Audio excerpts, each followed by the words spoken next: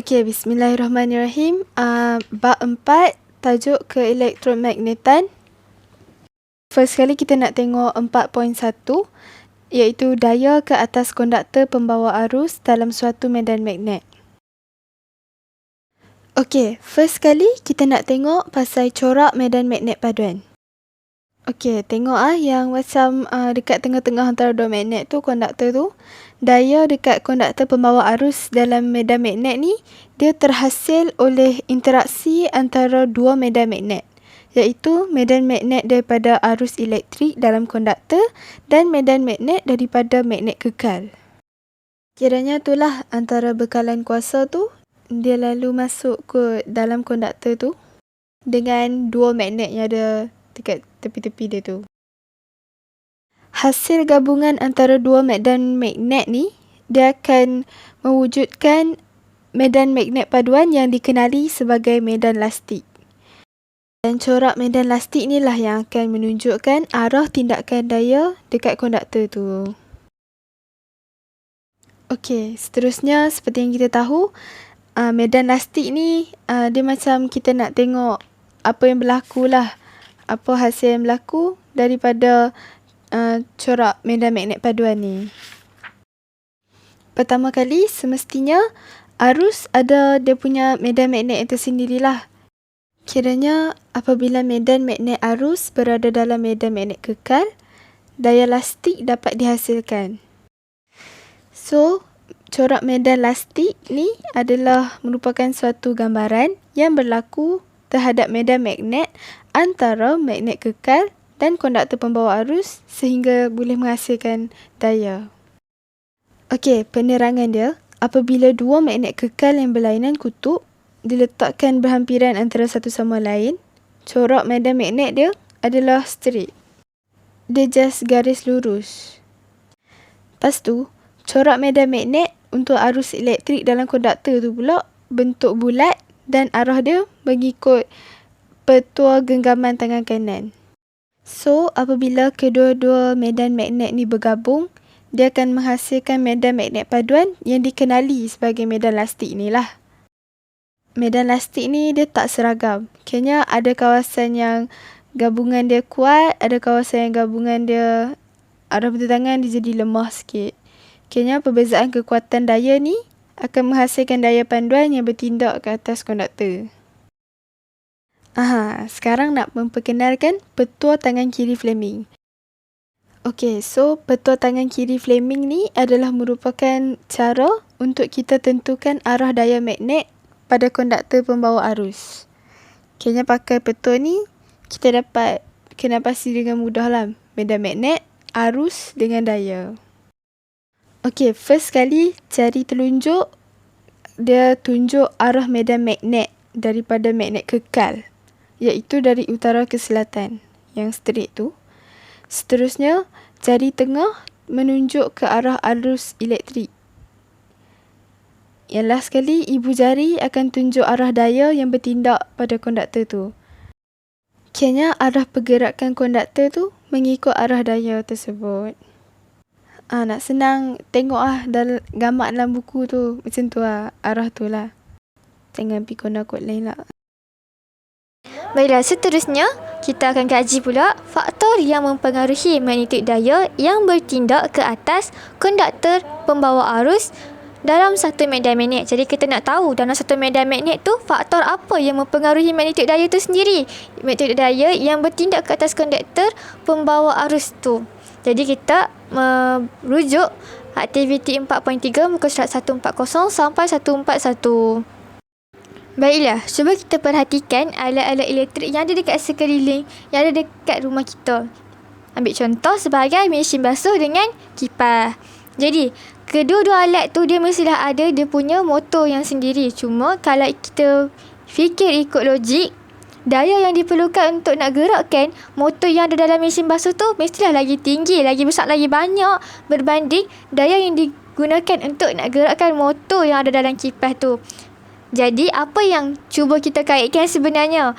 Okey, daya ke atas konduktor pembawa arus dalam medan magnet ni dia bergantung kepada magnitude arus dan kekuatan medan magnet tu sendiri. Magnitude arus tu apa? Nilai arus lah yang kita bagi dekat benda tu, yang kita salurkan dari kekuatan magnet dia. Okey, jadual ni merupakan jadual hasil dapatan aktiviti 4.3 yang kita buat tu. Okey, kalau kita tengok, kali pertama kita guna 1 volt je dengan satu pasang magnet. Bila kita tengok bacaan neraca elektronik dia, kita dapat 2.1. Okey, untuk kali kedua, kita guna 2 pula volt. Tapi still guna satu pasang magnet. Dan kita tengok kat situ, bacaan neraca elektronik dia adalah 40. So, ada peningkatan bila voltan yang kita bagi tu bertambah. Dan yang ketiga, kita patah balik, kita guna pula 1 volt. Tapi bilangan magnet dia kita guna 2 pasang. Dan kita tengok dekat bacaan neraca elektronik tu, kita dapat 3.8. Maksudnya kalau kita bandingkan kali pertama dengan kali ketiga tu, walaupun dia punya voltan sama, tapi bilangan magnet dia berbeza. Dan yang tu yang akan mempengaruhi bacaan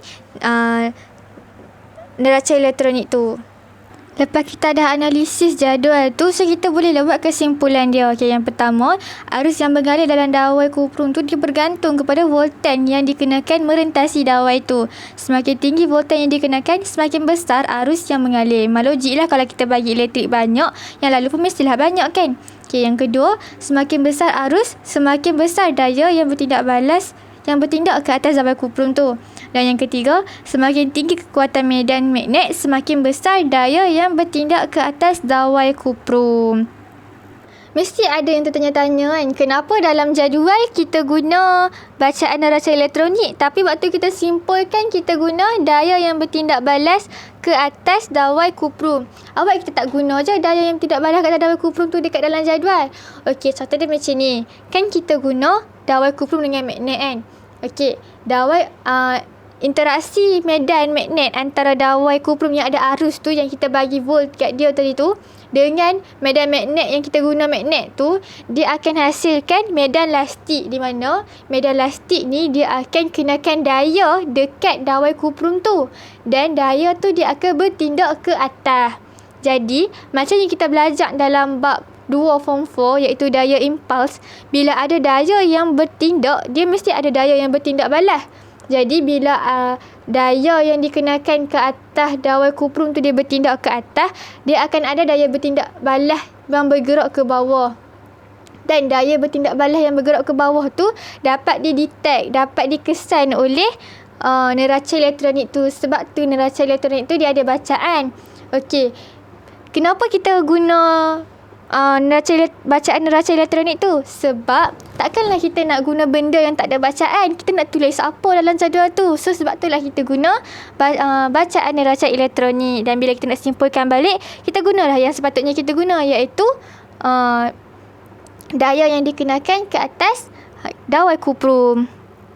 Jadi macam mana kita nak buktikan kata magnitude daya pada konduktor yang bawa arus dalam medan magnet tu dia bertambah bila magnitude arus dan kekuatan medan magnet tu dia bertambah. Jadi kalau ikut tengok gambar ni antara cara yang boleh kita gunalah untuk buktikan dia. Okey, untuk gambar yang pertama tu, kita kenakan arus yang sikit je. So bila kita kenakan arus yang sikit, bila ada medan magnet yang sama tu, dia punya bingkai kuprum tu dia terayun sat je. Dia terayun tak jauh mana pun, dekat je terayun. Untuk gambar yang kedua, kita guna medan magnet yang sama. Dia punya kekuatan medan magnet dia sama, tapi kita bagi arus yang tinggi. So kita tengok kat situ, dia punya bingkai kuprum tu dia terayun kuat, dia terayun jauh. So itulah yang kita dapat kata beza lah antara medan kalau kita bagi arus sikit dengan arus banyak. Tu untuk gambar yang ketiga, arus dia sama, tapi medan magnet dia tu, kalau kita tengok kan, jarak antara kutub utara dan kutub selatan tu dia makin sikit. So medan magnet dia tinggi lah. Dan kita tengok bingkai kuprum tu pun dia bergerak jauh daripada tu bila kita kenakan arus. So kat sini itulah cara kita nak buktikan benda ni. Jadi, itu cara pertama. Kita ada cara lain untuk nak kaji faktor-faktor ni. Okey, kita berdasarkan gambar tu lah, kita ada dia punya konduktor, kita ada dia punya landasan. Yang landasan tu dia penebat lah. Okey, pergerakan konduktor tu dia akan diwakilkan dengan huruf D, di mana D tu apa dia? Okay, D tu adalah jarak yang dilalui oleh konduktor. Kiranya dia mewakili magnitude daya tu lah. Semakin besar daya tu, semakin jauh jarak konduktor tu. Kiranya kalau kita bagi arus yang tinggi, daya dia akan tinggi dan konduktor tu dia akan bergerak makin jauh. Yang itulah yang cara kedua yang kita boleh guna. Jadi kesimpulan dia, daya magnet yang bertindak ke atas konduktor pembawa arus dalam medan magnet tu dia berubah ikut dua faktor berikut. Yang pertama, pertambahan arus, dan yang kedua, kekuatan medan magnet tu sendiri. Jadi itu saja. Okey, seterusnya kita akan mempelajari tentang kesan gegalong pembawa arus dalam medan magnet. Raja di sebelah menunjukkan gegalong segi empat tepat yang dibentuk menggunakan dawai koprum. Apabila gegalong disambung kepada satu bekalan kuasa, arus boleh dialihkan melalui gegalong itu dalam arah A ke B, B ke C, C ke D. Atau boleh dialihkan melalui arah D ke C, C ke B dan B ke A. Seterusnya, gegalong yang membawa arus dalam medan magnet akan berputar pada suatu faksi putaran. Putaran ini berlaku kerana terdapat sepasang daya yang sama magnitude tetapi bertentangan arah bertindak pada sisi gegalong itu. Pasangan daya ini ialah hasil daripada interaksi antara medan magnet daripada gegalong pembawa arus dengan medan magnet daripada magnet kekal. Raja 4.0 menunjukkan pasangan daya yang bertindak dalam medan magnet yang menyebabkan gegalong berputar. Raja ini menunjukkan pasangan daya yang bertindak pada bahagian AB dan CD ialah gegalong pembawa arus. Seterusnya, Raja 4.11 menunjukkan arah medan magnet dikelilingi sisi AB dan CD. Manakala Raja 4.12 menunjukkan medan elastik yang terhasil. Ini menunjukkan interaksi antara medan magnet daripada gegalong pembawa arus dengan medan daripada magnet kekal. Medan elastik tersebut mengenakan daya pada bahagian gegalong AB dan CD masing-masing. Pasangan daya ini memutarkan gegalong itu, manakala kesan putaran gegalong pembawa arus dalam medan magnet adalah prinsip kerja motor arus terus. Seterusnya, motor arus terus ataupun direct current yang juga dikenali sebagai DC. Antara komponen-komponen penting termasuklah komutator yang berputar bersama dengan gegalong segi empat tepat, dan juga berus karbon yang bersentuhan komutator adalah tetap pada kedudukannya dan tidak akan berubah.